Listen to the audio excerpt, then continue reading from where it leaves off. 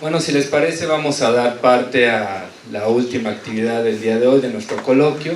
Vamos a cerrar con la conferencia magistral que va a impartir el doctor Jorge Alberto Álvarez Díaz. Él nos visita de la UAM Xochimilco y pues brevemente una reseña de él. El doctor Álvarez es miembro del Sistema Nacional de Investigadores, del Consejo Nacional de Ciencia y Tecnología. Él, entre otras distinciones, ha recibido el premio a la excelencia en salud interamericana en bioética en el año de 2007, otorgado por la Organización Panamericana de la Salud y la Organización Mundial de la Salud. A la fecha ha sido el primer y único mexicano en recibirlo. También por parte de Mark is Inreich Prize in Healthcare Ethics Research 2014, por the International Association of Bioethics y the Pacific Center for Health Policy and Ethics de la Universidad del Sur de California. A la fecha también primer y único iberoamericano en recibirlo. Ha presentado 70 trabajos con revisión por pares, ha dictado 232 conferencias por invitación en 12 países iberoamericanos, 27 de estas conferencias magistrales, incluyendo en 2014 y 2015 la Cátedra Patrimonial Dr. Alberto Peña Rodríguez del Programa de Medicina de la Universidad Autónoma, ¿es de qué estado usted, doctor? De Ciudad Juárez. Y bueno, sin mayor preámbulo, le cedo la palabra al doctor Jorge Alberto Álvarez Díaz. Bienvenido al 5, doctor.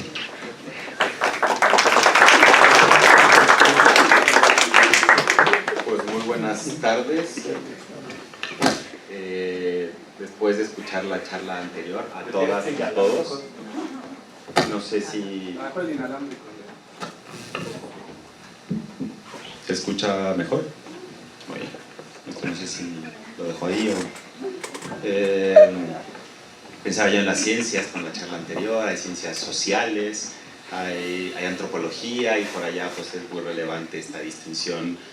Hoy, por ejemplo, que celebramos el verde, no es casual, afortunadamente Oaxaca ya es la segunda entidad federativa en este país que tiene la posibilidad de interrumpir legalmente un embarazo, y bueno, es una cosa simbólica también traer esto en algunos medios. Yo, pues espero no resultar mortalmente aburrido con una serie de datos muy interesantes que acaban de escuchar, por lo menos en la presentación del 2 que alcancé a escuchar antes de la mía, para hablar de reflexiones y de cuestiones de neuroética.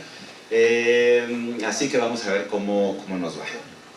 Primero, yo hago una distinción con esta palabra, que podemos ver el inicio del término nuevo del neurologismo. Esto fue una forma como una investigadora norteamericana, Judy Illes, nombró a una serie de palabras que en ese momento, 2002, parecía que eran novedosas.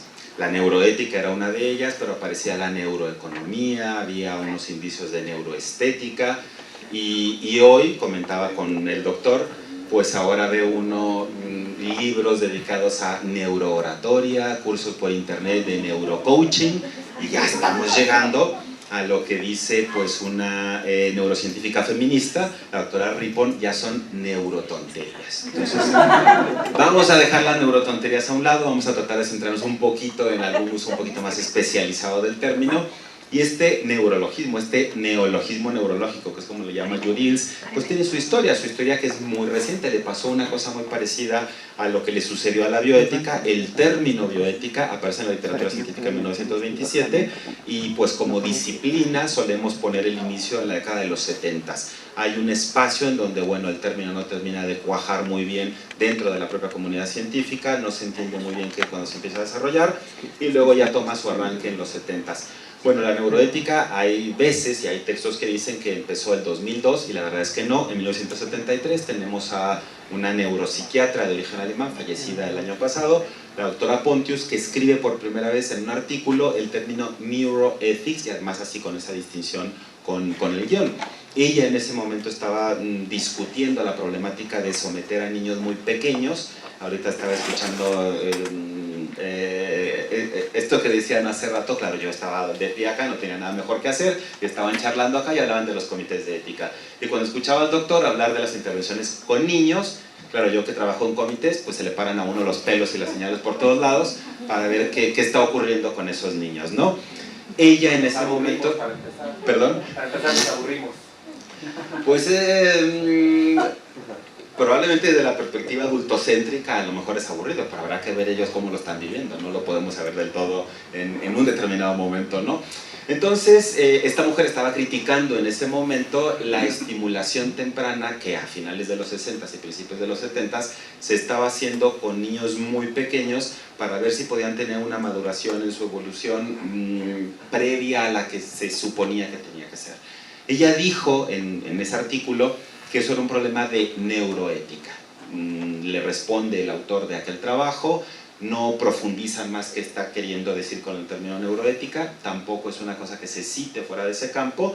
De hecho, hay otro precursor, un neurólogo, también ya fallecido, el doctor Cranford, muy famoso por los estados vegetativos que han tenido repercusión mundial por haber llegado a la corte en los Estados Unidos, Nancy Cruzon, Terry Schiavo, los muy famosos. Él fue quien diagnosticó el tipo específico de coma que estaban teniendo para tener un diagnóstico específicamente neurológico y no lo que supusiera la gente desde fuera de la clínica médica.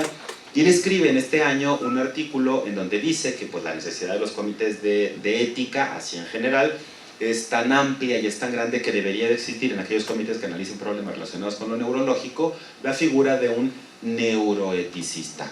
Tampoco dice muy bien pues qué tipo de perfil tiene que tener este personaje, si tiene que formarse de una determinada manera o a qué se refiere con el término de neuroeticista. Sí da una serie de puntos, fundamentalmente con la labor que realiza él en tanto que neurólogo, que deberían de cubrir dentro de un comité. Luego, me parece que un parteaguas, esa palabra es muy de nosotros, la doctora que es española va a decir eso, claro, como ya escuché que ya tiene el antes y el después, pues es como yo cuando llegué, hice mi doctorado en la Complutense y escuché la primera vez ostras, es que eso no te dice absolutamente nada fuera del contexto que es muy local.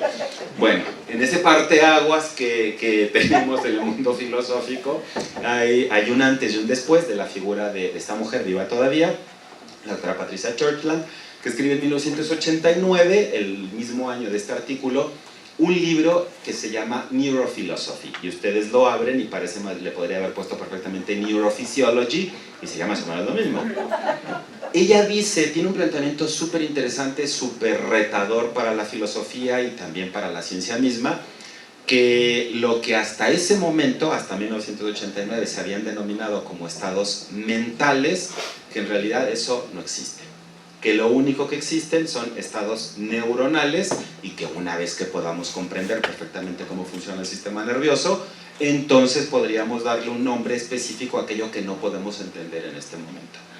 Ella es filósofa, su esposo es filósofo, han creado toda una fundamentación teórica en filosofía que llaman materialismo eliminativista, porque la tendencia es a eliminar todo estado mental y todo lo que se ha entendido como estado mental, entenderlo como un estado neuronal, que ya lo están ustedes imaginando que suena muy interesante, pero que tiene enormes problemas, porque todas las vivencias subjetivas, entonces para ella no existen. Y una vivencia, quien haga, me escuché cayendo de pacientes, quien haga clínica y vea a un paciente con dolor, a ver, cuéntale tú que eso no existe. Es una cosa que teóricamente da para discutir y ha dado ríos de tinta, pero que luego ya es muy complicado empíricamente tratar de ver si eso es así o no. Luego en 1993 la misma doctora Pontius escribe en otro artículo relacionado con la educación. Ella cree que los problemas éticos que está teniendo la actividad clínica, específicamente la neuropsiquiátrica, son tantos que tendría que haber alguna perspectiva de neuroética, le modifica la ortografía, y es más o menos como ha sido traducida a la mayoría de las lenguas y como pues hizo famoso el término. Y evidentemente hay en el mundo, no solamente para la neuroética, un antes y un después de la década del cerebro. La década del cerebro tiene una serie de literaturas, vamos, antes, durante y después. Ya mencionaré yo qué cosas me parece que son importantes para el desarrollo de la neuroética, pero efectivamente marca un antes y un después. El 2002 se suele decir que es el nacimiento de la neuroética, y para mí es el nacimiento de la disciplina, porque ya tenemos antecedentes de esas otras palabras que habían aparecido por ahí sin mucho contenido, porque la Fundación Dana de los Estados Unidos lleva a cabo una reunión teniendo como tópico el tema de la neuroética. En el mapping de field, claro, decían, bueno, si estamos hablando de esto, pues qué es, qué alcances tiene, qué límites tiene, cómo lo podemos dividir, cómo lo podemos parcelar. Muy pronto, esto fue en mayo, para noviembre ya tenían las memorias del Congreso, y ese mismo año, 2002, una filósofa interesante que ha hecho mucho trabajo con neuroimágenes, filósofa y neurocientífica cognitiva. Ella dice que la neuroética se podría entender de dos maneras. Es prácticamente con lo que voy a basar el resto de la charla, que probablemente conocen esta distinción porque pues, es creo que la más famosa en neuroética. Primero, como una ética de las neurociencias. Si es una ética de las neurociencias, en el fondo no sería muy novedoso porque ya existía una ética específica para cuestiones biológicas o biomédicas, que era la bioética que se venía desarrollando desde la década de los 70. Entonces, en ese sentido, ya dice, no hay mucha novedad con el término neuroética. Donde sí hay novedad es en una segunda acepción para entenderlo no como una ética de la neurociencia, sino como una neurociencia de la ética. De alguna manera, mover el campo de conocimiento que se había en ese momento, había sido la cuna de la ética, sacarla de la filosofía para poder insertarla como una disciplina científica, para buscar datos empíricos, para tratar de demostrar o no algunas de las hipótesis que se tenían en el mundo puramente, le voy a llamar como le dijo Comte en algún momento, teórico especulativo. Entonces, me parece que es la distinción que ha tenido mayor éxito. Un poco después, el 2004, una figura muy importante en los Estados Unidos en el mundo de la bioética, el doctor Albert Johnson, dice que si son dos términos que en el fondo terminan no teniendo mucho que ver uno con el otro, deberíamos de tener un término para cada uno de ellos. Él dice que el término viejo, el que no era muy novedoso, la ética de la neurociencia, debería llamarse una encefaloética. Dice que incluso es más elegante, claro, se le ocurrió a él, todo el mundo se le ocurre algo que quede mejor que lo que se le ocurre a los demás, ¿no? Dice que queda mejor con otras ramas ya en ese momento de la bioética y propone que esa neurociencia de la ética en el fondo tendría que ser una neurociencia de la moralidad y tendría que ser entonces el término una neuromoral.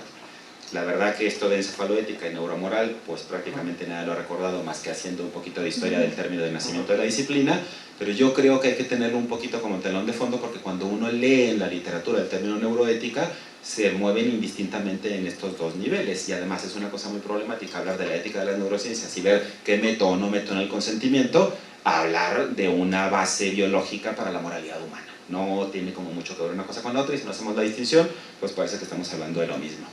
Entonces, para hablar de la neuroética como una disciplina, pues traigo yo dos secciones. La primera para hablar de esa ética de la neurociencia, porque evidentemente es una cosa que aquí tienen que tener, que la tienen en todos lados. Haya o no haya comité, hay una ética.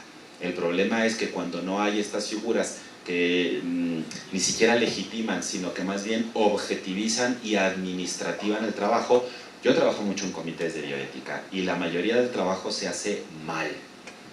Desgraciadamente, no sé si esto lo van a subir después, lo siento mucho para cuando me escuchen, lo digo en todos lados, pero es cierto. ¿Por qué? Pues primero porque tenemos una Comisión Nacional de Bioética que no sirve para lo que tiene que servir. ¿Qué hace la Comisión Nacional de Bioética? Registra comités. Tiene usted su cartita de comité, es hospitalario de bioética, tenga su cartita de comité de ética de investigación. ¿Por qué son famosas las comisiones nacionales de bioética en los Estados Unidos, por ejemplo? La National Commission fue un antes y un después también, con un informe famosísimo que es el de Belmont, de donde salen aquellos principios que seguramente habrán escuchado, ellos llaman en ese momento principio de respeto por las personas, de beneficencia y de justicia. Luego en un libro se modifican por principio de autonomía, por principio de beneficencia y de no maleficencia, desdoblan el de beneficencia y el de justicia queda como principio de justicia. ¿Por qué eso repercutió no solamente jurídica, legalmente en los Estados Unidos, sino que se fue para todo el mundo? Pues porque en ese momento le hablaron a expertos, más de una veintena de expertos, para poder hablar de una serie de problemas que le atañían al gobierno, para que le dieran recomendaciones al gobierno de cómo regular la política pública. No les dijeron, júntense para darle cartitas a los de los comités. Entonces, tenemos una mala distribución administrativa de los comités en nuestro país, desde mi punto de vista, y además, si ustedes ven las guías de la Conbioética, pues dice que el primer comité, esto ya empieza a hacerse un poco viejo, la modificación de la Ley General de Salud, y además la Conbioética ha estado mucho en relación con la Secretaría de Salud, aparece esto en la modificación de la Ley General de Salud, no se entiende muy bien entonces qué tendría que estar haciendo un comité de ética dentro de una universidad, entonces están un poquito ahí como metidos con chicle porque no aparecen en el marco legislativo. Lo cierto es eso, no hay un respaldo jurídico para poder exigirle a una universidad que tenga un comité de ética de investigación. Entonces es más el respaldo moral que los investigadores le pueden dar, y luego ya buscar el aval de la Conbioética, pues para decir que tienen la cartita, que creo que es una cosa, eso lo hicimos en la UAM. Yo soy ahorita el presidente del Comité de Ética de Investigación de la UAM, y pues sí, ya tenemos el reconocimiento de la Conbioética. ¿Nos sirve de mucho? Pues no, ahí lo tienes en las hojas y vas a hacer el informe y ya, pero la verdad que no es una cosa que sirve para lo que debería de servir. Entonces, una vez que he hecho este desahogo, pues voy a decir por qué, independientemente de que tengan o no tengan comité, pues algo de esto tienen que tener ya en la consideración más implícita que explícita. Para quien hace algún tipo de actividad clínica, una de las principales distinciones que es el informe de Belmont, y que además hemos ido modificando desde ese momento, 1979 hasta la fecha, es qué tipo de actividad clínica se hace, y luego ahora tenemos el problema de cómo reunimos estas dos actividades que les voy a contar. Una cosa es la práctica clínica y otra cosa distinta es la investigación clínica, entendiendo por clínico la intervención que se hace en y con seres humanos. Todo lo preclínico es lo que se hace en un modelo no humano, que puede ser el animal no humano completo, y en investigación más básica, pues órganos aislados, cultivos celulares, cultivos de tejidos, modelos in silico o puramente computacionales. Hay varias formas, no es solo el animal no humano completo, depende de lo que estamos buscando. Entonces, ¿qué cosa nos sirve? ¿Cuál es el criterio para poder decir qué es una práctica clínica y qué es una investigación clínica? Pues históricamente hemos tenido un criterio subjetivo, que todavía funciona, y además históricamente muy reciente, siglo XX, hemos agregado un segundo criterio, que es el criterio objetivo, digamos lo científico si ustedes quieren, para poder distinguir esto. ¿Cuál ha sido el criterio tradicional para distinguir la práctica de la investigación? La intención que tiene ese sujeto en el momento que interviene en otro cuerpo para obtener un determinado fin. Si la intención que tiene es que, como resultado de esa intervención, mejore en algo la vida, la condición de salud, la calidad de vida, la calidad del proceso del morir, hay un montón de modificaciones que tendremos que agregar, estamos en el terreno de la práctica clínica, hay una intención beneficente en ese sentido.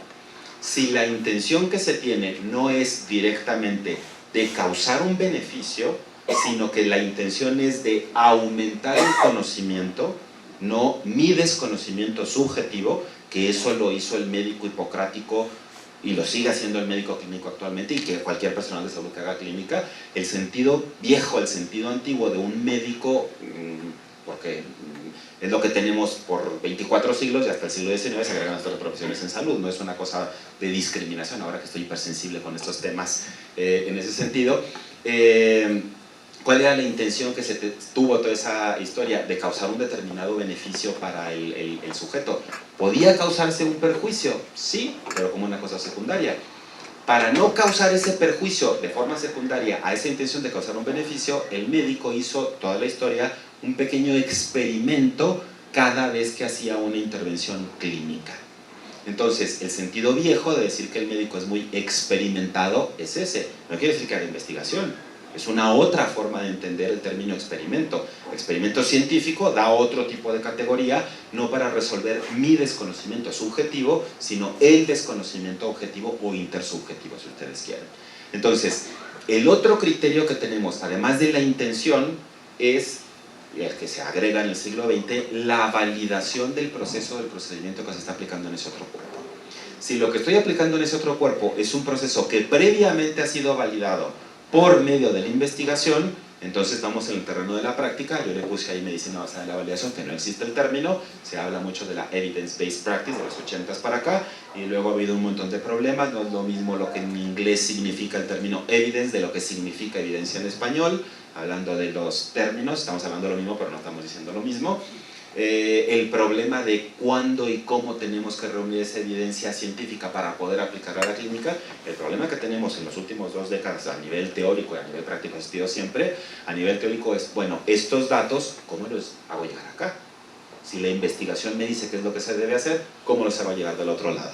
Bueno, la validación, estábamos en ese sentido de que el procedimiento previamente validado es el que se aplica en la práctica, y si la intervención que se tiene en ese otro cuerpo es precisamente para validar un proceso o un procedimiento, entonces estamos en el terreno de la investigación.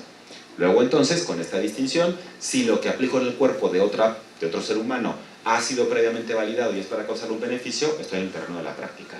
Si lo que quiero es validar para aumentar el conocimiento científico, estoy en el terreno de la investigación. Y esto pues permite entender por qué hay algunos comités que se dedican a esto. En nuestro país se llaman hospitalarios de bioética, de ética asistencial, de ética clínica, tienen diferentes nombres en el mundo, y comités de ética en investigación.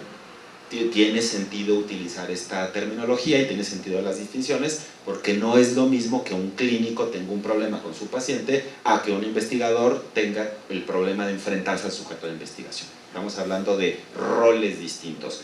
Luego, como también es muy común en el campo de la salud que sea el clínico quien haga investigación y que invita al paciente, eso ha tenido un montón de problemas porque el paciente tendría que entender que está cambiando de rol, aunque la base biológica sea exactamente la misma, y el médico tendría que entender que está cambiando de rol también. Porque es que luego ahora ve uno el proceder en institutos nacionales de salud, que el decreto de creación de los institutos es hacer investigación. Para hacer investigación, ¿qué necesitan? Tener práctica. Entonces, ¿qué hacen? Dan una hojita para decir, fírmeme aquí y aquí le hago de todo. Ah, está bien. ¿Entienden que están teniendo investigación? No, no lo entiende casi nadie. Entonces, es un verdadero problema no tener estas distinciones respecto de la práctica. Nos regresamos a ver la neuroética, a ver qué tiene que ver con esto, y bueno, podríamos hablar de la neuroética dentro de la práctica clínica o la neuroética dentro de la investigación clínica. Y lo que voy a hacer a lo largo de la charla, los minutos que me quedan, pues es dar una serie de viñetas más que profundizar en algún tema. Dentro de la práctica hay una revista clínica muy famosa, probablemente las dos famosas en el mundo clínico, las dos más famosas sean Lancet y New England Journal of Medicine, el factor de impacto, de todos esos criterios objetivos que luego puede uno criticar si ustedes quieren, pues es enorme en estas revistas. Hay una división de Lancet, que es Lancet Neurology, que el primer volumen que dedica en el año, el primer volumen de enero, dice cuál es el tipo de conocimiento que consideran la versión más importante del año anterior. Entonces, el primer número de 2018 dicen que lo más importante de 2017 por el acúmulo del conocimiento fue precisamente la neuroética. En un folio cuentan por qué, dicen que ahora hay un conocimiento que tendríamos que tomar en cuenta respecto de la atención de los pacientes y de la posibilidad de combinarlo con investigación. ¿Por qué tienen que hablar de esto? Pues porque cuando uno ve la literatura neuroética, hablan, por ejemplo, no sé si hay alguien de la filosofía que hay que tener con todo respeto, pero luego a veces los experimentos mentales quedan muy lejos de lo que un clínico espera ver con un paciente. Entonces, en filosofía se habla mucho de la identidad personal y luego eso se puede hacer también operativo a nivel paciente, ya veré yo con qué ejemplo creo que queda adecuado, y probablemente les habrán hablado de este filósofo, de Locke, que en el ensayo sobre el entendimiento humano hace una metáfora para poder entender este problema antiguo del alma y el cuerpo que termina reducido en el mundo moderno a mente-cerebro, con un experimento mental en el cual pues él se imagina qué pasaría si en el momento de la resurrección, él da por sentado muchas cosas, que existe Dios, que hay alma, que hay resurrección. Entonces, ¿qué pasaría si en el momento de la resurrección un alma de un príncipe entra en el cuerpo de un zapatero? Dice, bueno, eso que vea todo el mundo lo va a ver como un zapatero, aunque ese cuerpo se sepa un príncipe. Entonces parece ser que ya desde antiguo algo hay en esta distinción que no hemos sido capaces de resolver, que yo no sé si seamos capaces de resolver, porque antes que resolver ese tipo de relaciones tendríamos que resolver el problema básico para la ética de la conciencia moral. Y para hablar de conciencia moral habría que resolver el problema de la conciencia. Y anden ustedes a ver si eso lo vamos a poder resolver. Yo no lo tengo tan claro. Por lo menos en el mediano plazo, no. Porque en el corto está clarísimo que no. Entonces, claro, un clínico puede decir, pues a mí resurrecciones la verdad no me sirven mucho para ver a mis pacientes. Está el famosísimo caso de Phineas Gage, que me parece que en Stranger Things hay una recuperación de algunos datos para poder dar a entender que efectivamente hay una base biológica para el comportamiento que hemos denominado históricamente como moral, y tenemos por ahí guardado el cráneo y la barra y está en un museo y hay literatura alrededor, hay una novela sobre la vida de este hombre, hay muchísima información. Pero claro, tampoco en el consultario le va a llegar un Phineas Gage a todo el mundo. Entonces tampoco creo que es uno de los ejemplos como aplicados a cualquier personal de salud. Seguramente también habrán leído algo acerca de lo que este cirujano italiano, el doctor Canavero, quiere hacer como un trasplante, que el ponerle el apellido a ese trasplante ha sido en sí mismo problemático. ¿Qué es lo que quiere trasplantar, la cabeza o el cuerpo? Que tiene su aquello. Se habla del trasplante de cabeza. En realidad, teniendo una cierta visión de dónde tenemos la base de entender que somos lo que somos, en realidad lo que está trasplantando es el cuerpo, no la cabeza. Entonces esto también tiene sus complicaciones teóricas. Yo tengo un artículo publicado y digo, bueno, en principio no hay nada de investigación preclínica, eso no se puede hacer. Es una verdadera locura intentar hacerlo. Pero está muy grande el cuerpo. ¿El cuerpo de conocimientos o el cuerpo...? Claro, en el caso de este paciente particular, que fue el primero que le dijo, claro, cuando este hombre dijo, yo quiero hacer eso en un paciente, lo primero que decíamos muchos es, ¿y quién se va a atrever como voluntario? Y sale el voluntario. Un ruso con una forma de atrofia muscular espinal que no fue heredada, que fue una mutación de nuevo y que por eso no es tan grave como las formas hereditarias. Y claro, él decía que prefería tener un cuerpo más o menos funcional que el que tenía él. Claro, bajo el supuesto de que tuviésemos algún dato preclínico que indicara que pudiera efectivamente tener un cuerpo más o menos funcional. Es que después de la sección lo que pasaría, no lo ha hecho, es que se muere. No hay ningún dato que nos diga que tiene posibilidades viables. El año pasado, a finales del año pasado, sí, 2018, hizo un trasplante que dijo que era exitoso, y luego ya cuando uno ve la literatura, es que a un cadáver le quitó la cabeza y le pegó el cuerpo de otro cadáver y dijo, me quedó muy bien. Claro, desde el punto de vista técnico, efectivamente hay algunas cuestiones quirúrgicas de técnica que tenía que resolver, pero eso no resuelve el que a un ser humano vivo le pueda quitar el cuerpo y luego ponerle otro. Que igual, esto tampoco le va a llegar a ningún clínico. Hay otro caso verdaderamente loco y abigarrado del proyecto Reanima, que también probablemente habrán escuchado por ahí, en donde la idea es hacer un ensayo clínico. El ensayo clínico está diseñado y registrado. Saben que ahora eso se tiene que hacer pues, por una regulación internacional para poder decir qué cosa se ha hecho y cuál ha sido el resultado. Entonces ustedes se meten en la página de los NIH y está registrado en Estados Unidos el ensayo clínico.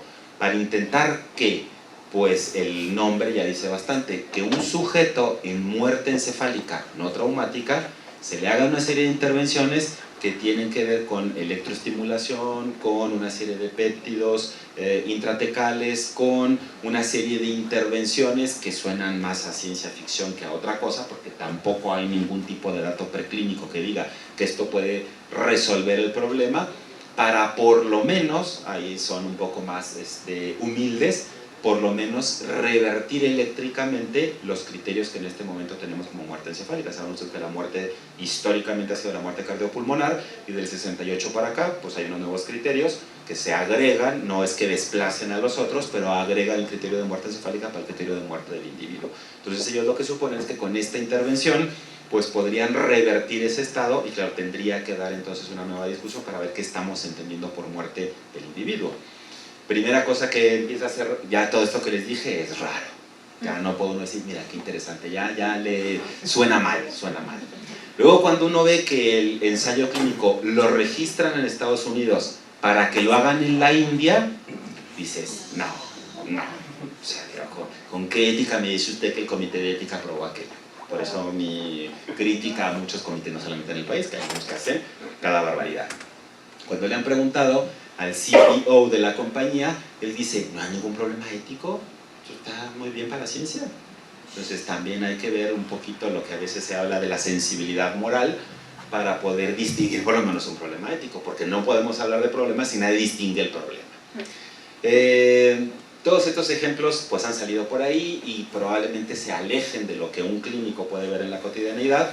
Y yo creo que sobre todo en nuestro medio lo que pudiéramos ver en la cotidianeidad es un problema que se relaciona con el cambio de identidad personal, pero no porque le quiten la cabeza o porque se haga la resurrección en otro cuerpo, sino pues por un problema que mencionaré más adelante. ¿Qué quiere decir este cambio de identidad personal? Pues que hay un cambio comportamental, un cambio conductual, después de un evento que se puede identificar en el tiempo como transformativo, hay un antes y un después, y que fundamentalmente es de tipo moral, de portarse bien a portarse mal. Luego bien y mal puede significar muchísimas cosas. Otros tipos de cambios no suelen asociarse con que cambie la identidad de alguna persona, porque si una persona aprende una segunda lengua, pues no suponemos que es distinta. Si una persona tiene problemas de neurodegeneración y tiene deterioro cognitivo, tampoco suponemos que sea otro, pero, y hay varias. Y la idea es esta transformación de bueno a malo, moralmente peor. Pero en el problema de las drogas de abuso, eso es sumamente frecuente. Quien ha trabajado con gente que tiene algún tipo de adicción, el discurso de la familia es que antes era una persona y era así, así, así, así, y después ahora es así, así, así. Si el cambio es al revés, si de pronto entró a un grupo de ayuda, psicoterapia y todo lo demás, entonces suponen que regresó a ser lo que verdaderamente era. Esto es lo interesante de esta teoría del verdadero yo. Muchos antropólogos han dicho, es que lo que suponemos los seres humanos es que en el fondo somos buenos. Y lo que suponemos es que tenemos que mantenernos buenos porque si hacemos algo malo, entonces estamos cambiando con nuestra finalidad intrínseca. Habrá que ver eso que quiere decir, es más o menos la apuesta que tiene Aristóteles con una visión teleológica de la ética, que no es ahora sostenible, pero bueno, todavía le mencionamos a este señor. Pero la idea es eso, si una persona se está portando mal y empieza a portarse bien después de la psicoterapia y de farmacoterapia y todo esto, le suponemos que está regresando a ser lo que es. Entonces creo que esto es una cuestión que se apega un poquito más a este cambio de identidad personal que puede ver pues bastante clínico, médicos, psicólogos, especialistas en salud mental en general. Hay libros ahora, pocos, pero monográficos al estudio de la adicción y la neuroética, precisamente por estos problemas. Esto es una tesis doctoral de Carter y este es un libro en donde hacen ya una colección de ensayos para poder ver algunos problemas que tendrían que ver con esta neuroética de la adicción. Primero, ¿qué es una adicción? Tampoco está tan claro qué es una adicción, hay muchas definiciones de qué es una adicción.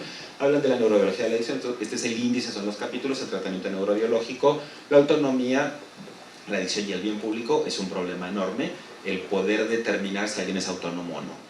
No me voy a meter en ese lío, porque es bastante complicado para la cuestión del consentimiento, por ejemplo. Pero es doblemente complicado cuando sabemos que hay algún tipo de limitación en la autonomía y cuando vemos ejemplos en donde de alguna manera socialmente hemos estado de acuerdo para actuar en contra de la autonomía. Por ejemplo, si un paciente esquizofrénico llega en brote a la institución de salud, vamos, a nadie se le ocurriría, en su sano juicio, luego si está medio para allá también habría que ver, pedirle el consentimiento. ¿Qué es lo que se hace? Pues se le trata, no le va a pedir permiso a nadie. Que llegue el familiar, bueno, ya nos hemos inventado, la autonomía tendría que ser personal, la autonomía tendría que ser algo que no debería de subrogarse a cualquier persona. Y la subrogamos porque lo pide la Ley General de Salud y entonces a los padres, al esposo, esposa, a los hijos, sabemos hasta en qué línea, primera línea, segunda línea, pero eso no tendría que ser lo más importante. Lo más importante tendría que ser esa persona si me puede dar la autorización o no. Y si no me la puede dar, entonces ¿qué hago? Todo el mundo recurre a la Ley General de Salud y es una vía que se puede más o menos salvar, pero legal no es sinónimo de ético. Anden ustedes a ver bien lo que dice la ley, a ver qué cosas se encuentran de no éticas, y hay un montón, por cierto. Entonces habla de una serie de puntos que me parecen interesantes. También es importante la visión social que se tenga de los problemas que se abordan en la neuroética. Uno, que a mí me parece particularmente llamativo también por el uso de las palabras, el cerebro adicto. ¿Quién es el adicto? ¿La persona o el cerebro? ¿Estamos reduciendo a la persona al cerebro? Hay quien sí. Dick Swab tiene un libro que se llama, que seguramente conocen, Somos nuestro cerebro. Entonces reduce todo a un órgano. Por allá afuera voy a empezar a hacer la propaganda, está un libro que escribí yo y le pedí el prólogo a dos personas, a un neurocientífico y a un filósofo, y el neurocientífico dice pues, que es muy interesante ese tipo de cosas porque es la única forma donde se puede ver donde un órgano se estudia a sí mismo. ¿Qué queremos decir con eso? Pueden entender todas las interpretaciones que quieran, pero desde luego hay una cierta visión reduccionista todavía por algunos profesionales del campo neurocientífico. Este tipo de imágenes, que bueno, sataniza, parece que traen ahí el cannabis ya intrínseco para decir, sí, yo quiero más, dale. No, entonces habría que ver otras visiones también sociales un poquito más moderadas. Aquí para las adicciones ya hablan de una neurología y una psicología de la conducta adictiva, y ya no es lo mismo hablar, identificar, de darle una cualidad ontológica al adicto, o a decir que una persona tiene una conducta adictiva. Estamos a un mundo de diferencia. Esta revista aparece en el 2004 en Neuroethics para hablar de problemas de neuroética, y en ese volumen de 2012 se lo dedican entero al tema de las adicciones.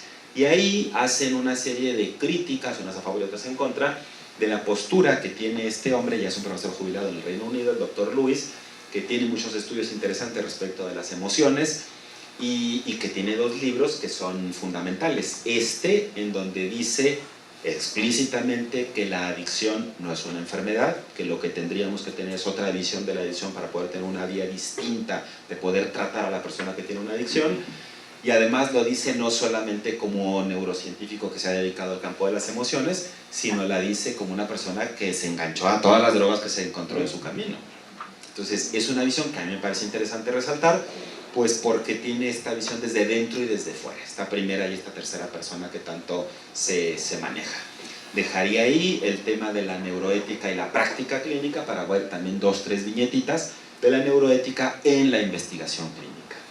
Hay muchísimo cada vez más de la cuestión de la estimulación intracraneal, no solamente de cuestiones que no tengan que ver con este contacto físico, sino el poder tener la posibilidad de tener una estimulación directa a algún centro donde sí ha funcionado un poco menos mal, es en trastornos del estado de ánimo, pero en la literatura reciente hay un boom con trastornos del estado de conciencia, con disorders of consciousness.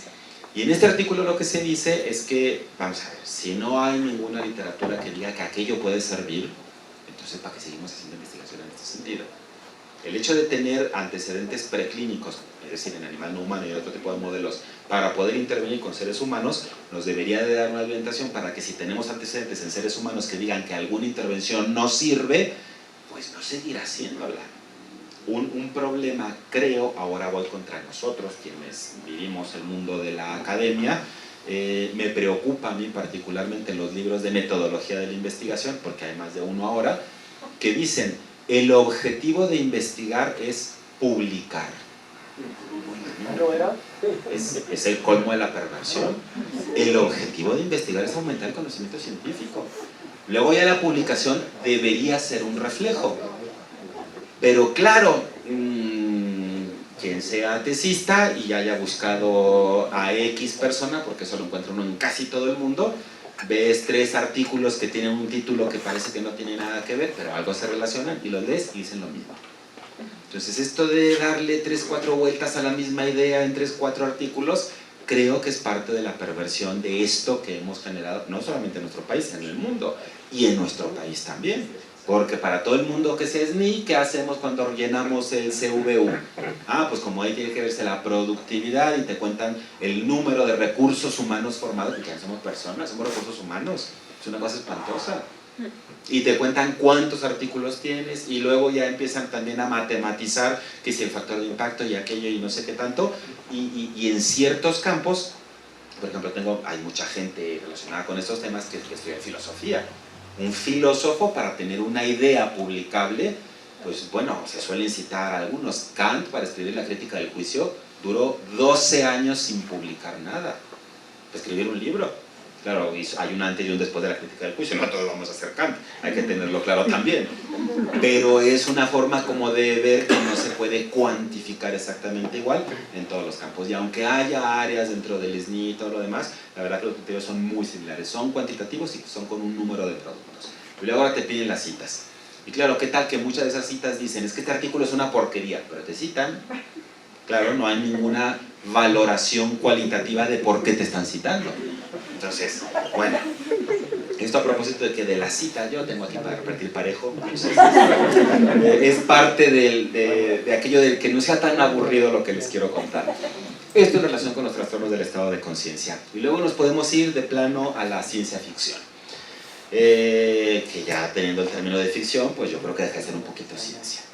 Estos autores, que son muy reputados en el Reino Unido, trabajan en el Centro Oxford de Neuroética, Persson y Saviulescu, probablemente hayan leído algo de ellos, tienen este texto en donde dicen, bueno, históricamente lo que hemos creído que ha sido bueno, necesario para el comportamiento ético, ha sido educar. Y es la apuesta por la que tenemos muchos, que a un comité de ética, pues vamos a darles un cursito para ver qué es un comité, cómo tienen que trabajar, cómo dan las recomendaciones, cómo dan bla. Entonces uno le apuesta a la educación. Y dicen ellos, La educación, Platón decía que había que educar. Ya pasaron 2500 años y como que muy buenos o mejores, no, parece que no somos. Entonces, ¿qué tal que utilizáramos algo para ya no mejorar por medio de la educación a la gente, sino para mejorarla cognitivamente de otro modo? La famosa planteamiento del neuroenhancement, neuromejora o neuropotenciación, porque luego podría uno hacer esa distinción de lo que podría hacer con un sujeto que tiene alguna condición desfavorable, le hace enfermedad mental o trastorno mental, y un sujeto que no tuviera esta condición. O sea, hasta dónde una cosa es mejora y hasta dónde es potencial. Que esto es ciencia ficción porque no hay ningún neuroenhancer real. Es un postulado puramente teórico. Entonces, si existiera, el planteamiento es, si pudiéramos de verdad mejorar moralmente a la población, ¿qué tendríamos que hacer? ¿No sería una obligación hacerlo? Que se me hace ya una cosa así medio... No encuentro ningún término no obsceno para decirlo, pero muy rara, por decirlo menos. Yo creo, es una de mis ideas que discuto por ahí en el libro, que tras el fracaso que tuvo en algunos campos el proyecto Genoma Humano, como el tratar de entender la humanidad de lo humano, yo creo que ahora estamos buscando entender la humanidad de lo humano vía la neurociencia. ¿Por qué? Pues porque cuando descubrimos que no teníamos más de 100.000 genes, sino que un poquito más de 30.000 parecidos a la drosofila, pues ya nos veíamos casi con alitas. Entonces, la verdad que aquello yo lo veo un poco reflejado en esto. Hay un artículo que la gente cita muy poco, en donde citaban este mismo ejemplo que citan ellos, pero relacionado con el genoma. ¿Y qué tal que encontráramos un genotipo que fuese moralmente superior? ¿No tendríamos la obligación de alguna manera de buscarlo, de potenciarlo en la población? Pues aquella locura la veo yo ahora de otro modo acá. Es muy parecida, por lo menos para mí. Y luego el otro campo que se ha consolidado y que me parece que es el que tendría que ver un poco más de todo lo demás, en el sentido que hace la investigación, aunque la investigación no tenga una intervención directa en un ser humano, que también es un poquito de lo que escuché por acá hace rato. Claro, pongo un cuestionario, observo, y en ese sentido no tengo ninguna intervención directa. ¿Cuál es el planteamiento que hago yo para que se vea el por qué pedimos un consentimiento o ciertas condiciones para hacer la investigación? Eso está en las pautaciones, está dicho de otro modo, pero yo me lo traigo a este terreno. Si yo quito ese ser humano, no hay datos, de ningún tipo. Entonces, de alguna manera tengo yo, aunque no le meta yo algo al cuerpo, o aunque no le saque algo del cuerpo, aunque no le saque una muestra biológica, el hecho de que yo tenga datos del tipo que sea, implica que un ser humano está ahí. Entonces, de alguna manera, tengo que hacerme éticamente de esos datos. Y ahora probablemente no sea el campo más favorable para ver los ejemplos. El campo más favorable, que lo que le voy a mencionar, son las cuestiones genómicas, ya no tanto genéticas, sino genómicas. Habrán visto todos estos proyectos de genomas, de proteomas, de transcriptomas, de todas las ómicas que se desarrollan ahora, y las variaciones únicas de alelo, que se han llamado ahora los variomas. El nodo del varioma humano está en el Hospital 20 de Noviembre del ISSSTE. Yo soy vocal del Comité Ética de Investigación del 20 de Noviembre, y un enorme problema era, la mayor parte de las veces cuando se hace investigación genómica, lo que se pide es anonimizar los datos. Claro, pero si encontramos un alelo que efectivamente está relacionado con alguna condición que pueda predisponer a alguna enfermedad, entonces ¿qué hacemos? Un beneficio de la investigación podría ser darles esa información, por lo menos para que sepa. No vamos a tener tratamiento la mayoría de las veces para todas estas condiciones, pero por lo menos para que sepa qué es lo que le ocurre. Entonces, ¿qué es lo que tenemos que hacer? La base de datos que está anonimizada, desanonimizar e ir a buscar al sujeto. No es cualquier labor. Entonces, si no tenemos ese sujeto, aunque tengamos la base, no tendríamos base. No hay forma de correlacionarlo. Por eso pide uno ciertas condiciones. No sé, espero que no sea el caso aquí, pero cuando uno dice que trabaja en comités de ética, suelen verle a uno como la gente que frena la investigación. Y uno no quiere que se frene la investigación, uno quiere que la investigación se haga bien. Decía Kant, en la fundamentación de la metafísica de las costumbres, no le voy a estar el imperativo categórico porque además es aburridísimo, pero decía que el hombre, el ser humano, porque es lo que quería decir él, no, también las mujeres, el hombre es el fin limitativo y el fin positivo de las acciones humanas. ¿Qué quería decir con esto? El fin limitativo es, si tú vas a hacer algo con un ser humano y pones en riesgo a la dignidad humana, eso no puede ser bueno. ¿Y qué quiere decir el fin positivo? Si tú vas a hacer algo que le causa algún tipo de beneficio, eso tendría que ser para cualquier ser humano. Entonces es una cosa que si leemos bien a los filósofos a lo mejor nos encontramos cosas interesantes y no solamente el imperativo categórico que luego ni entienden. Entonces, si sigo con esta otra parte, un poquito más tal vez desde el punto experimental que les pudiera interesar, con esa neurociencia de la ética, pues voy a hacer una reconstrucción con datos que seguramente conocen, algunos se los recordaré. Si en el momento que Adina Roskis dice que la neuroética tendría que ser una disciplina neurocientífica, pues había que plantearse el cómo obtener información de la ética como lo obtienen las ciencias, no los razonamientos teóricos especulativos como la filosofía. Entonces, ¿qué tiene que tener una ciencia? Datos, y buenos datos. Si no hay datos, no se puede hacer ciencia. De Comte para acá lo tenemos clarísimo. Siglo XIX para acá. Antes había saberes, había otro tipo de cuestiones, pero no la ciencia como la entendemos ahora. Entonces, empieza a existir una perspectiva desbordante, empírica respecto de esta visión neuroética. Hay un artículo muy famoso de Jonathan Haidt, en donde lo que hace pues, es plantear un dilema ético para poder ver qué es lo que opinan en este caso los estudiantes. Hasta la Ley General de Salud dice que los psicólogos no deberían de utilizar a los estudiantes porque son una población vulnerable en sus investigaciones, y no les voy a preguntar quién lo hace porque tampoco quiero llevarme decepciones de este estado. Entonces, claro, yo como vivo en la Ciudad de México y soy del norte, entonces voy viendo más o menos, y todos nos portamos igual, que es exactamente lo mismo. ¿Qué hace Jonathan Haidt? Pues va con sus estudiantes y les plantea un dilema. ¿Qué es un dilema? Porque hay que ir aclarando algunas cosas. Primero, es una situación que no existe en la realidad. La realidad tiene problemas. Nosotros construimos dilemas para poder hacer investigación, y entonces la opción es esta o esta, y no cabe una tercera, o puede caber si hacemos la escala Likert, pero no cabe mucho más allá de aquello. Y así es muy fácil. ¿Está usted a favor o en contra del aborto? Y ya empezamos a decir, oiga, pues dígame en qué condiciones.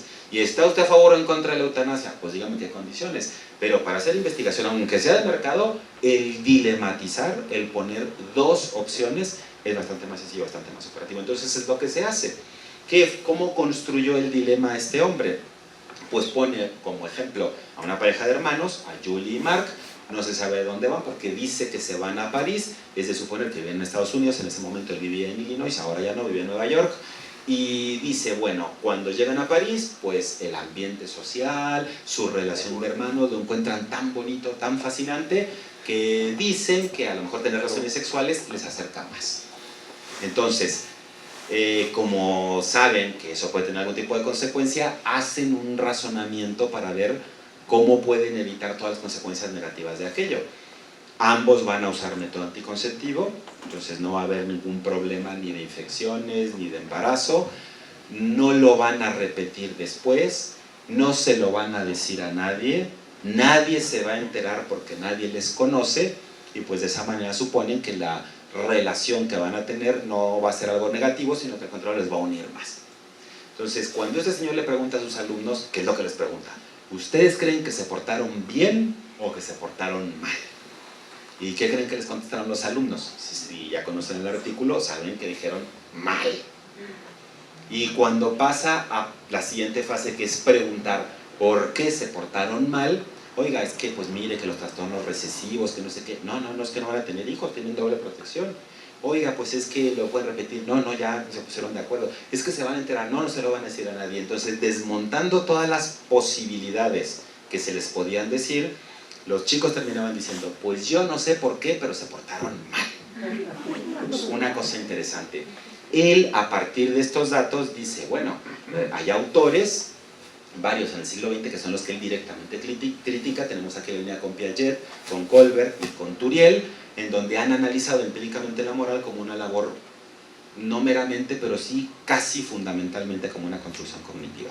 Entonces él dice, en realidad no es una cosa que pensemos, porque no tenemos argumentos para muchos problemas morales, sino que en realidad traemos una serie de intuiciones, que luego ya después vamos construyendo algunos argumentos para esas intuiciones, pero esos argumentos son post hoc, son ad hoc y post hoc. No es que de alguna manera nos pongamos a pensar, que es un poquito la crítica que le hacen a Kant. Alguien se pone, cuando le llega un problema ético, a decir, El imperativo categórico dice, obra de tal modo que tratas a la humanidad a ti mismo como un fin y nunca como un mero medio.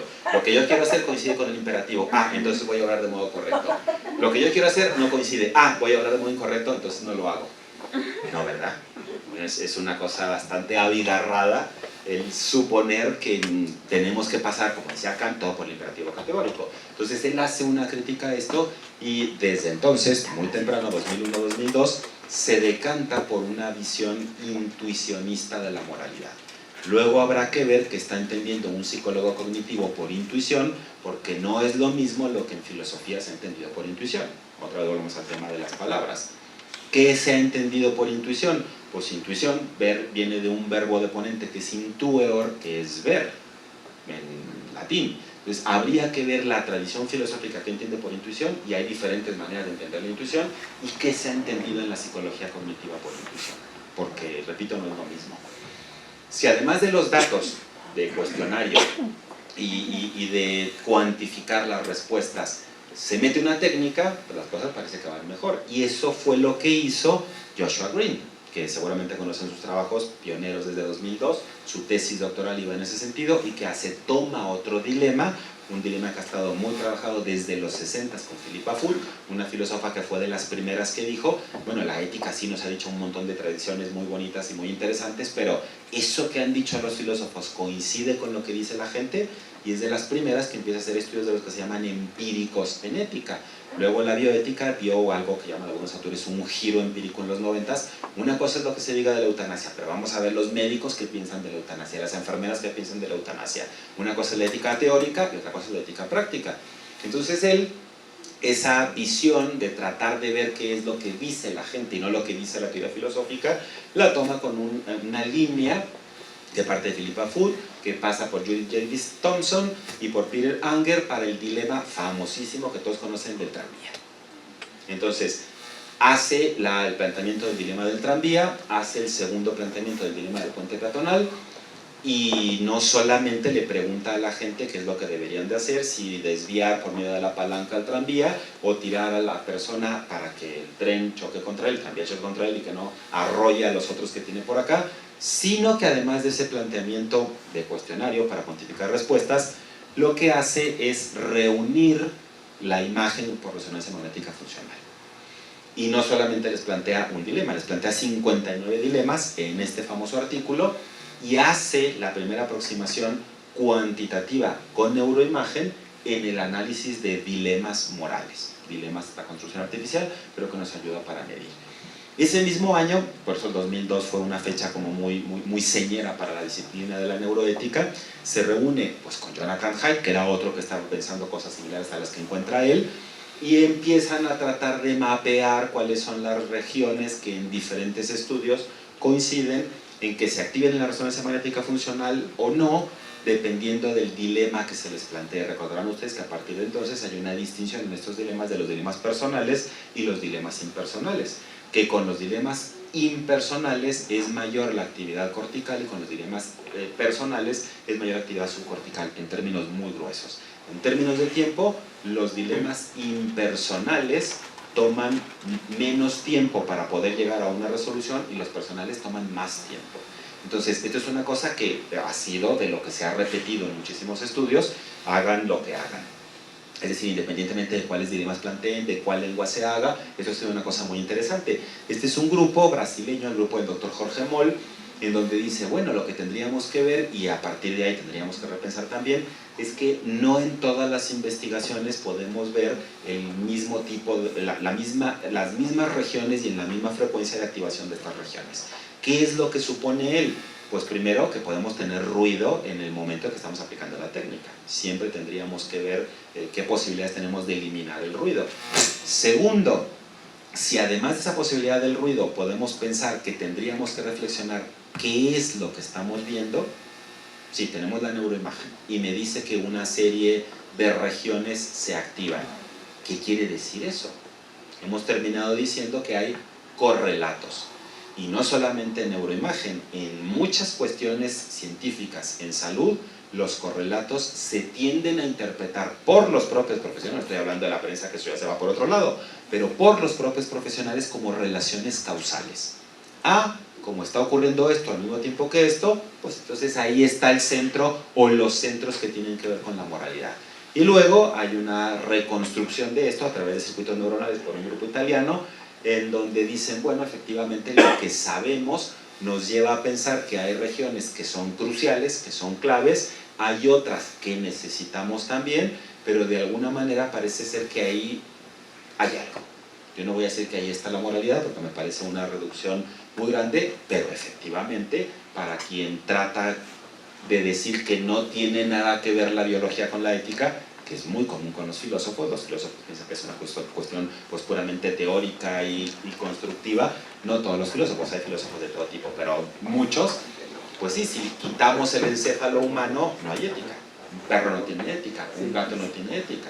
Entonces resulta relativamente obvio decir que un sujeto en muerte encefálica tampoco tiene ética. Hay algo.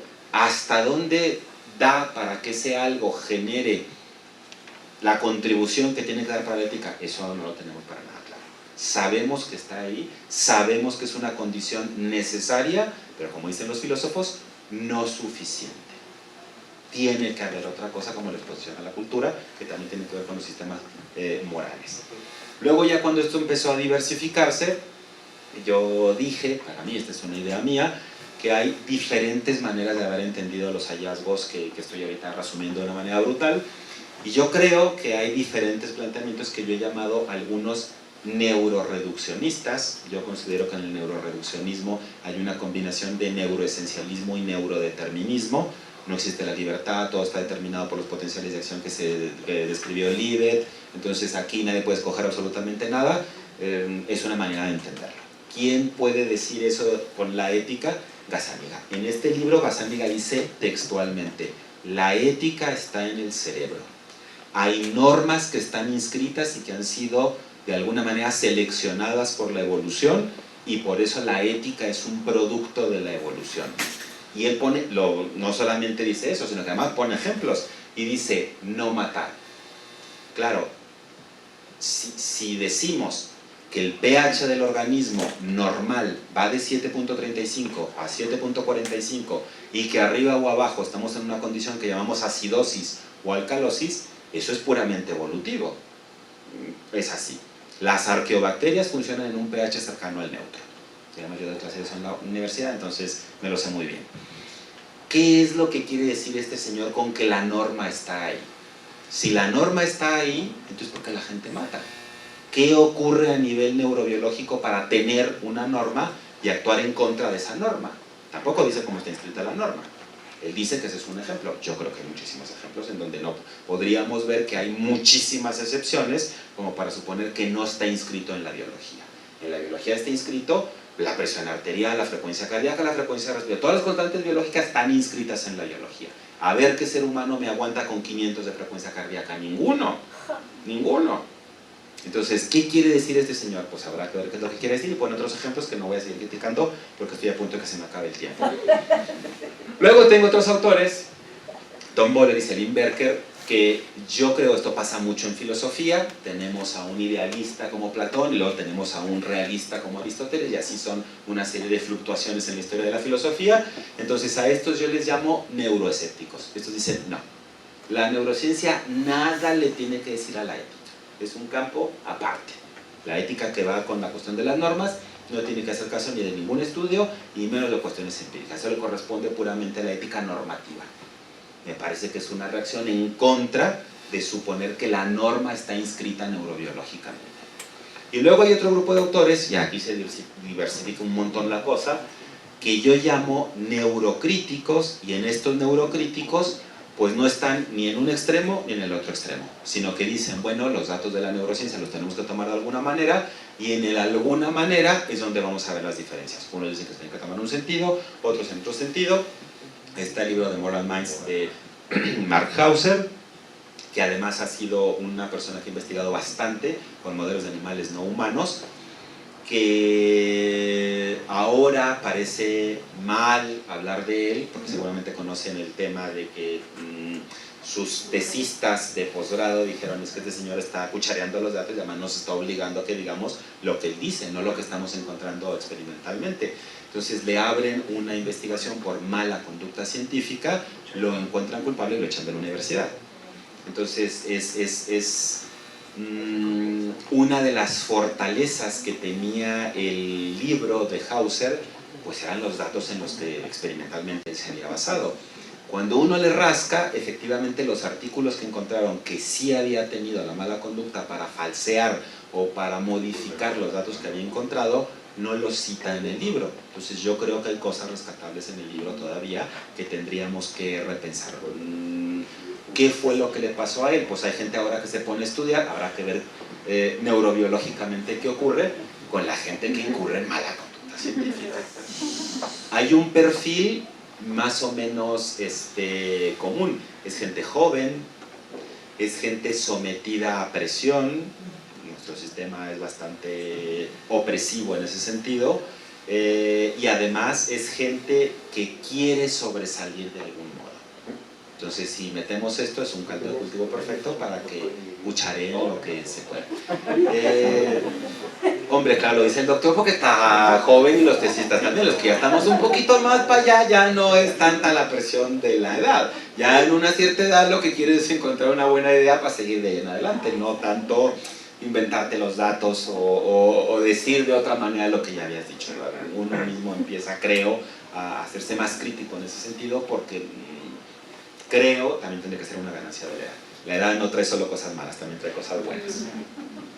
Luego tenemos a Neil Levy, que en este libro también dice que tendríamos que tomar en cuenta los datos neurocientíficos. Levy ha tenido una evolución enorme, es el editor-in-chief de Neuroethics, y yo creo que ya en sus últimas publicaciones, un Handbook of Neuroethics de 2015, tiene una postura más tendiente al neuroreduccionismo, porque supone que prácticamente todo está en el encéfalo.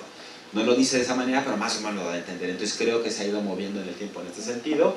Y hay una autora española que tiene este libro, y hablando de la filosofía moral y política, que es como se hablaba de la ética y la política, pues ella dice que hay algunas reflexiones neuroéticas que podrían extrapolarse a la política, y además tiene un libro posterior a este que me parece mejor en muchos sentidos que este, que se llama Aporofobia. No sé si lo conozcan, pero ella trata de aplicar el conocimiento neuroético a un problema mundial, en su sociedad de una manera y en nuestra sociedad de otra manera.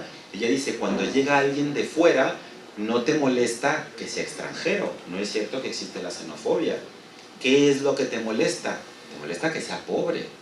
Porque si llega un rico millonario a nuestro país y va a Polanco y se gasta la billetiza y se compra un departamento en Santa Fe, nadie le dice nada. Nadie. Pero si llega un pobre centroamericano, africano, y termina en la frontera norte, en Tijuana, en Ciudad Juárez, allá mi querida ciudad natal, pues bueno, todo el mundo los ve feo. Y todo el mundo quiere que no estén ahí. Y todo el mundo discute que por qué les van a dar trabajo. Y todo el mundo discute que por qué les van a dar algún tipo de apoyo. Entonces ella dice, no es cierto que le tenemos ese horror, asco, llámenle como quieran, por el phobos al extranjero. Es al pobre hasta el de casa. Los parientes pobres nadie los quiere ver. Eso lo dice ella, y yo lo repito, y parece ser que es cierto. Entonces, ella dice en ese otro libro que puede ser una extensión precisamente de los hallazgos en neuroética. Si efectivamente el encéfalo humano es lo que es a partir de que éramos cazadores-recolectores, claro, la forma de haber convivido en grupos pequeños de alguna manera hizo que pudiéramos ver al extraño como algo ajeno, no solamente ajeno, sino amenazante para el propio grupo. Entonces, ¿cuál es el planteamiento de ella? La ética tiene que ir más allá de los datos biológicos. El decir que hay derechos humanos va mucho más allá de ese dato. Si los derechos humanos de verdad fueran derechos humanos, se los aplicaríamos a la humanidad, no los aplicaríamos a los nacionales solamente. Pues creo que tiene una serie de reflexiones en donde toma los datos científicos y los aplica de una cierta manera peculiar que creo que es interesante. Y para cerrar, pues una forma de reunir este campo de la ética de la neurociencia y la neurociencia de la ética, porque también habría que ver esta ética de la neurociencia cuando se busca neurociencia de la ética. También hay más de 10 años en esta reflexión. Está este caso que fue el primero reportado en la literatura, en donde pues hay alguien que está estudiando cognición moral con resonancia magnética y todas estas cosas, busca por ahí en la universidad, llega esta chica joven, sana. ¿Qué entendemos por sano siempre? Sin patología demostrada. Luego, si de verdad está sano, quién sabe qué tan sano esté el sano que creemos que está sano. Sano, con la definición de la OMS, no hay nadie, eso está clarísimo. Entonces llega esta chica, pues precisamente para que le hagan esta cuestión experimental sin tener una intervención, y ¡zas! Hallazgo. ¿Qué debería hacerse en estas circunstancias? Con una mujer joven, que se sabe sana, sin ningún tipo de sintomatología y con una malformación arteriovenosa marcadiana. ¿Cómo se le da esa información? ¿Qué obligaciones morales tiene el investigador cuando descubre esto? ¿Qué tiene que pensarse, por ejemplo, respecto de los seguros de salud? Cuando se trabaja con fármacos, todo el mundo los tiene ya perfectamente internalizados. Y en este caso, decirle, mire, sorpresa, le tocó la lotería y sin comprar billete. Es una cosa difícil, no hay una respuesta en un solo sentido. De hecho, este artículo me pareció interesantísimo por estos incidentalomas que pueden aparecer en la investigación. Claro, ¿qué se hace cuando se encuentra esto? ¿Qué se hace y qué debería hacerse? ¿Qué se hace? Lo común es que no se haga nada, ese es el problema para la ética de la neurociencia. Algo deberíamos hacer, porque desde Belmont, ese documento que yo mencioné a propósito de esos principios que todo el mundo repite y que pocos aplican, dice que se tienen que evaluar los riesgos y los beneficios, y que tiene que haber más beneficios que riesgos para que el proyecto se apruebe. Entonces, todos aquellos proyectos, esto lo digo yo en todos lados que hablo de comités, todos aquellos proyectos que dicen, usted no recibirá ningún beneficio de manera directa, pero su participación es muy importante para el aumento de la ciencia, bla, bla, bla, bla, no deberían de aprobarse. Debería de darse un beneficio al sujeto de investigación. Tampoco estoy diciendo, como tenemos el paradigma del ensayo clínico, todo el mundo cree que hay que dar dinero. No, tampoco hay que dar dinero. Pero el darle información, eso es algo que tiene el personal especializado y que no necesariamente va a obtener el sujeto de investigación. Y bueno, una charla, un entrenamiento a los niños, a los padres, al entorno, un tríptico, un algo que no recibirían de no ser por entrar en la investigación. Entonces se puede ir, hay que ser un poco un artesano para hacer ética, porque hay que ir buscando en cada investigación qué cosa puede ser un beneficio y qué cosa no es un beneficio. Solamente tratar de dar la píldora al comité, que también ocurre, hay un montón de cosas. Y entonces, como epílogo, si todo esto es muy importante, ¿qué tendríamos que hacer? Pues enseñarlo. Si no nos hemos puesto de acuerdo muy bien en cómo clasificar esto, tampoco nos hemos puesto de acuerdo en un currículum para ver qué es lo que se tendría que decir. Pensando específicamente en residentes médicos que están haciendo la especialidad de neurología, está esta propuesta para poder hablar de una serie de temas, de la bioética evidentemente, de cómo deviene la neuroética, de cómo aplicar métodos. A mí esto me parece fundamental, porque el hecho de que se reúna una serie de personas, también en el libro esto lo discuto en algún punto, cuando decimos que los datos de diferentes disciplinas los tenemos que tomar en cuenta, pues hay que ver cómo. Porque está la multidisciplina, la interdisciplina, la pluridisciplina, la transdisciplina, y le ponen el prefijo que suena más bonito para cuando quieren escribir el artículo. Y la verdad que para hacer como el ideal, que es la transdisciplinariedad, necesariamente hay que renunciar a algún o algunos de los supuestos de las dos o más disciplinas que se quieren poner en relación para poder construir el puente transdisciplinar. Porque si no, lo único que se termina haciendo es mala ciencia, analizando un fenómeno desde una determinada perspectiva, apelando a la otra, reduciendo a la otra a algo desde la mía. Y esto es un problema muy común. Ya cuando uno lee bien los textos, no es cierto que tendieron ese puente, sino que terminan encontrando la respuesta en la propia. Y además, generalmente, y esto es entendible, es en la propia disciplina. Si yo estudié lo mío, ¿qué es lo que voy a saber? Pues lo mío. ¿Qué tendríamos que hacer? Tratar de estudiar un poquito más de esas otras disciplinas. Son esfuerzos interesantísimos, y luego ver cómo construir esa cooperación. Tiene que haber un método en la ética, y los hay, pero no se enseñan, desgraciadamente, o si los enseñan es muy raro. Entonces, para cerrar ahora sí, pues por ahí está el libro, a ver si les interesa y después discutimos alguna idea que venga ahí. Vamos a tener una presentación el 5 de diciembre, si van a ir a la FIL de Guadalajara, pues por allá voy a estar presentando el libro. Lo va a presentar un psicólogo cognitivo de la UDG y un filósofo que precisamente por esta idea de poner a las disciplinas a dialogar, pues pedí el prólogo así en el libro y pedí a dos personas de estos campos complementarios de alguna manera que den alguna opinión. Ahí discuto varias cosas, ya me dirán qué les parece. Les quiero agradecer su atención, su tiempo, porque a esta hora ya estar escuchando a un señor hablar de estas cosas, la verdad que hay que tener muchas ganas.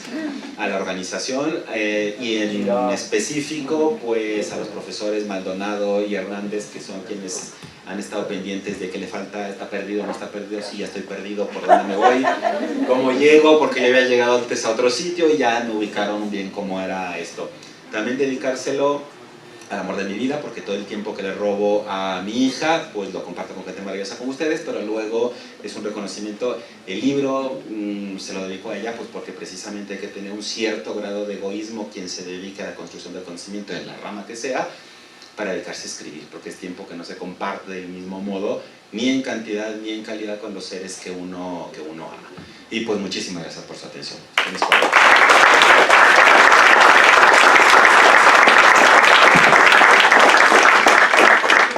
Me pasé de tiempo, si no tienen aire para preguntas, ahí lo apuntan y me pueden preguntar lo que quieran y yo contesto en algún momento. Muchas gracias. Empezar bien. Bien, vamos a la ronda de preguntas. Doctor Juan, después Germán y creo que por aquí Bogotá. Sí, muchas gracias. No quiero abusar del tiempo porque ha sido una larga jornada, muy interesante, apasionante, así también como tu charla. Muchas gracias. Un breve comentario y una pregunta sobre la transdisciplina. Es lo que estamos buscando hacer en este centro y siempre reconocemos que partimos de la interdisciplina. Entonces siempre nos definimos como la inter buscando la trans y me gustó mucho que señalaras estos problemas y estos sacrificios que tenemos que hacer para realmente poder establecer esos puentes. Entonces para mí es como me llevo a casa esa lección y también creo que vale la pena compartirla aquí y recordar, ¿no? Que algo tiene que ceder, ¿no? Para poder alcanzar al otro y es algo que deberíamos tenerlo más presentemente. Y también lo digo para los estudiantes que estamos tratando de formar aquí y mis colegas, ¿no? Que siempre, o sea, es difícil el diálogo, pero muy necesario. Y la pregunta es, tengo entendido que desde hace pocos años en Estados Unidos ya se permite la evidencia neurológica en los juicios. Entonces, eso es abrir una caja de Pandora. O sea, es una cuestión muy compleja, ¿no?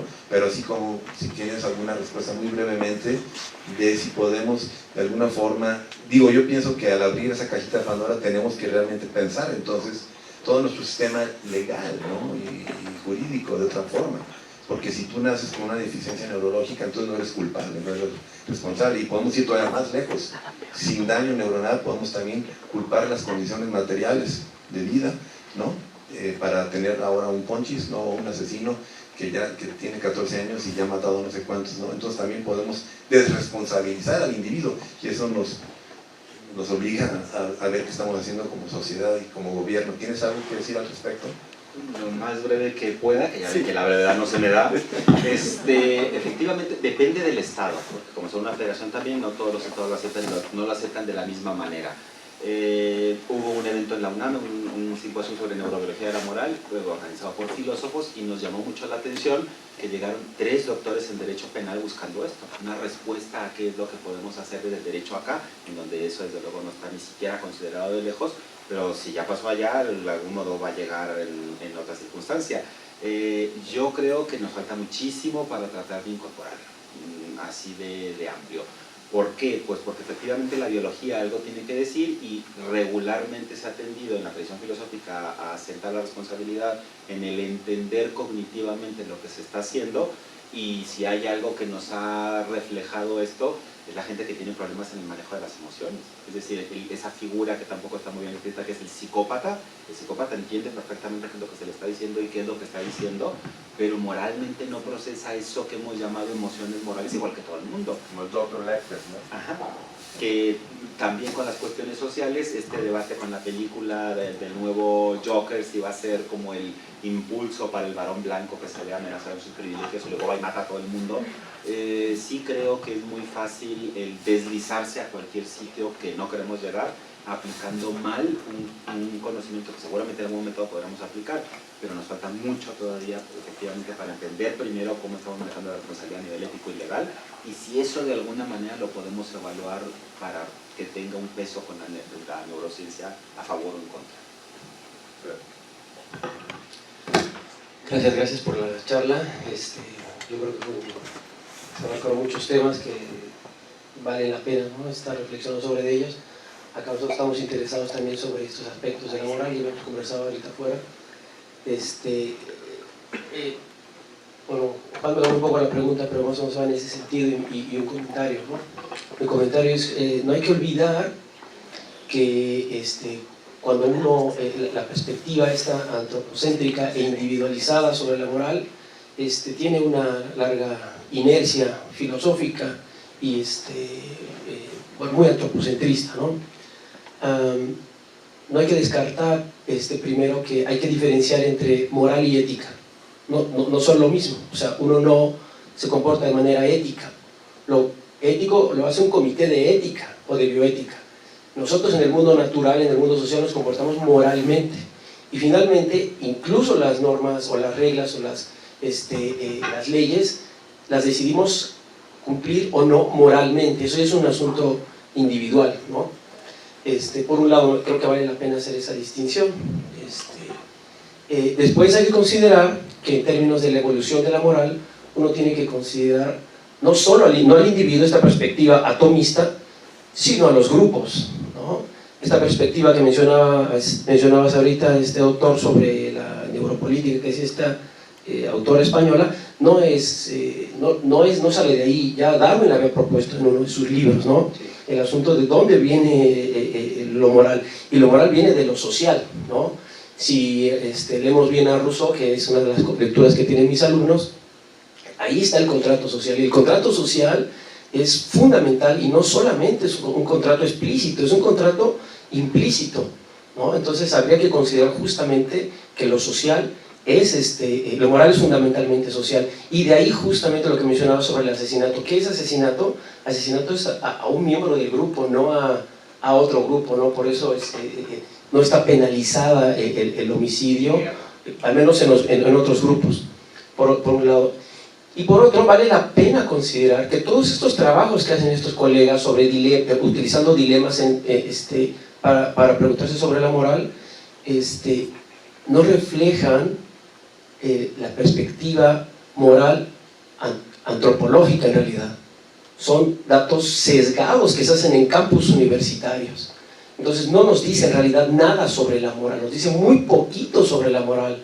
Habría uno que ir y hacer estudios antropológicos y comparativos para saber en realidad cómo la gente resuelve problemas, los humanos resuelven problemas morales, ¿no? Entonces es entre comentario y pregunta, y justamente lo que decía Juan, el hecho de empezar a eliminar los supuestos jurídicos donde está fundamentada el derecho, o sea, los supuestos filosóficos sobre los que está depositada el derecho. Creo que no veo yo ahorita que puedan ser tocados por la biología, a pesar de que soy biólogo y biólogo evolutivo.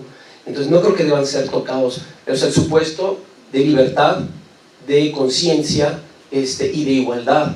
O sea, no los podemos tocar por la biología, porque justamente lo que podríamos hacer es argumentar, pues simplemente ese es mi genotipo y este es mi fenotipo, y al diablo háganle como quieran, y eso es un problema bastante serio. Entonces, vamos a hacer un comentario y a ver si tienes una reacción sobre esto. Gracias. Muy acertado, no me dio tiempo a desarrollarlo aquí desde luego ven, como me pasa, imagínense si me meto en esas honduras. En el libro estoy desarrollando un poquito más eso. De hecho, el subtítulo después de neuroética es relaciones entre mente-cerebro y moral ética, precisamente para hacer esas distinciones y para remarcar en alguna sección, el cuarto de los capítulos, que no es lo mismo lo que está entendiendo Gazzaniga por cerebro ético que Hauser por mente moral. Entonces las posibilidades de combinación las tenemos, y tenemos otros autores, a Goldberg cuando habla del cerebro ejecutivo, que es lo que nos quiere decir, eso que tiene que ver con la moralidad. Entonces hay un montón de autores que algo nos han dicho de cómo entienden ellos a la relación o dilución entre la mente y el cerebro y entre la ética y la moral. Suele ser muy común en la mayoría de los ambientes universitarios hacer esa distinción de moral y ética, que yo hago y que además para mí tiene un determinado significado, que es esa reflexión filosófica de la moralidad para poder hacer una ética, pero luego no todos los autores filosóficos lo tienen. Por ejemplo, Paul Ricoeur, que es un autor bastante contemporáneo que es muy citado en muchas cuestiones de bioética, dice que son lo mismo, y hay varios autores que dicen que son lo mismo. Ricardo Ortiz Millán, que es un filósofo de la UNAM, él ha trabajado muchas cuestiones en relación con el bienestar de los animales y con la moralidad del aborto y temas que son muy de la bioética contemporánea, y él dice que no tiene sentido esa distinción. Yo creo que sigue teniendo sentido, y yo sigo defendiendo que tiene sentido la distinción, porque si no, si lo diluimos, pues nos quedamos en que es lo mismo. Es un poquito la dilución que hace Churchland con la mente y el cerebro. Yo creo que tienen entidades distintas. Habría que ver qué autor estamos viendo para ver dónde tomamos la idea, pero sí, tendríamos que hacer esa distinción y hacerlas explícitas. Yo intento en el libro ver más o menos cómo yo entiendo esa distinción. Pero sí, y en el sistema jurídico, desde luego, no creo que se tenga... es un otro campo en donde a lo mejor la biología algo le puede recomendar como dato, pero no modificar propiamente el campo de lo jurídico por lo que diga la biología. Podemos llegar a aberraciones. Totalmente. Vale.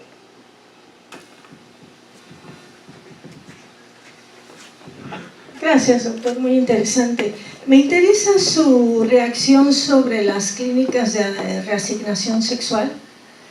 Ya se dio un caso en Canadá con el doctor Zucker, que había sido pues una eminencia incluso para la APA, y le retiraron su licencia porque se negó aparentemente a darle hormonas bloqueadoras a un niño que los padres lo llevaron porque él decía que no era niño sino era niña. Y bueno, todo esto que involucra desde modelos culturales, agendas políticas y también pues los avances tecnológicos, creo que es un tema bien complejo, pero que está, digamos, al alza este tema de las clínicas de reasignación sexual. Sí. Hombre, tan al alza que no sé si vieron la propuesta de una diputada de PRD en la Ciudad de México que quiere que en el sistema público se den las hormonas, se haga la reasignación quirúrgica, quien lo pida, que tampoco se les va a obligar, que es una decisión personal. Entonces sí es un tema vigente y muy complicado. Lo muy complicado ahí creo es el grado de madurez que pueda tener, madurez moral que pueda tener él o la menor para poder identificarse a sí mismo, a sí misma como niño o como niña. Ese es el verdadero reto. Nadie tiene un capacitómetro, un autonomemómetro para saber si de verdad es autónomo y capaz para poder tomar este tipo de decisiones. Es una cosa muy complicada. Y quien estudia niños ve que en semanas y meses hay unos cambios brutales con muchos campos de lo que el niño puede entender en ética y fuera de la ética.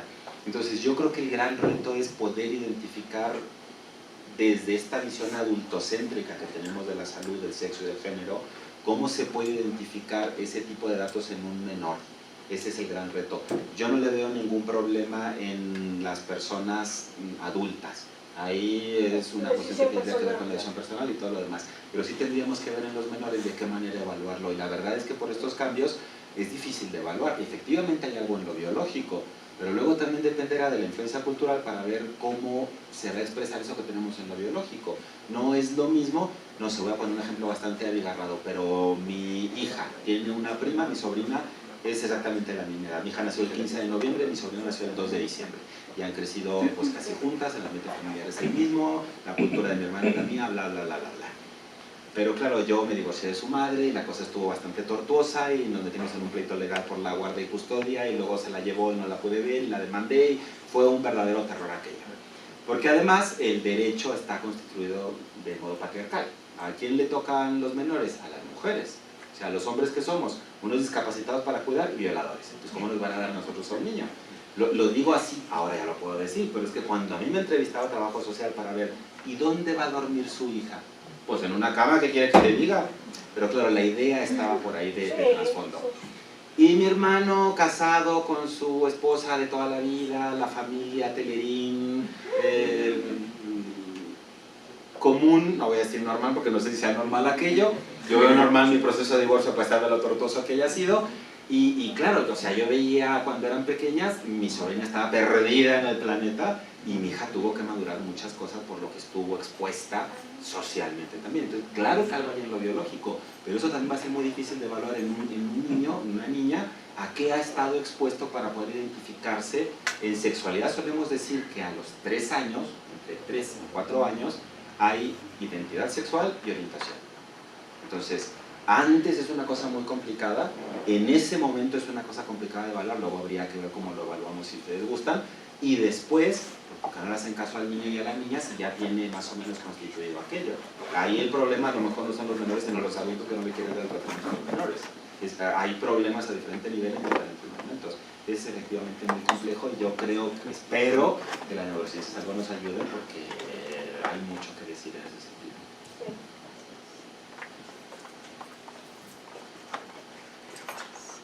Bien, pues, si les parece, lo dejamos hasta ya está ya la hora, ¿no? Si les parece, lo dejamos hasta aquí por el día de hoy.